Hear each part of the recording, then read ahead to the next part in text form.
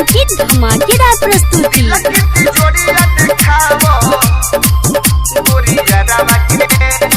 अपना ओढ़नी पन्नाम लिखवावो गोरिया रवा के खोली दिल के तिजोरिया देखावो गोरिया रवा के सुन जइहा तू जन मोरी मारी जन तोरी के हमारा सियारी गोरी प्यारी के पावर दिखावो अपना ओढ़नी पन्नाम लिखवावो गोरिया रवा के खोली दिल की तिजोरिया देखावो गोरिया रवा के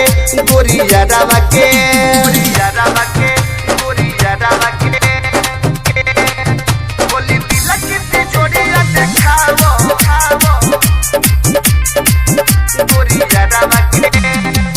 मारी दिलवा प्यारी का कोरी जवा की कारी गोरी जई हो ना तू ससुरवा में याद करा तारे आजा तोहर नैहर के राजा जान ले जई हो ना तू मचारवा में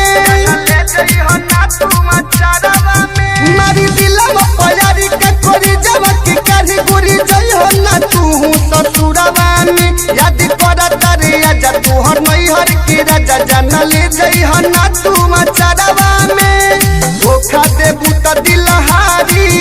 गोरी चाहे देखी दुनिया सारी कइल वादा न जानी भूलब अपना ओढ़नी पन्नाम लिखवावो गोरिया रवा के खोली दिल की तिजोरिया देखावो गोरिया रवा के mix by AG recording studio. खोली दिल की तिजोरिया देखावो गोरिया रवा के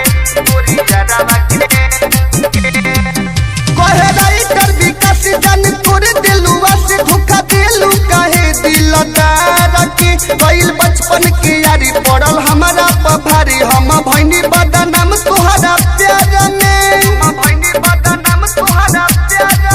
कहे राइटर विकास जान तोरे दिलवा से धोखा दिलू काहे दिल तार के गइल बचपन के यारी पड़ल हमारा भारी हम भइनी बदनाम तोहरा प्यार में पुनित के भूल काहे जालू जन कितना कठोर तू बारू प्यारी पंडित दिनेश के दिखावा अपना ओढ़नी पन्नाम लिखवावो गोरिया रवा के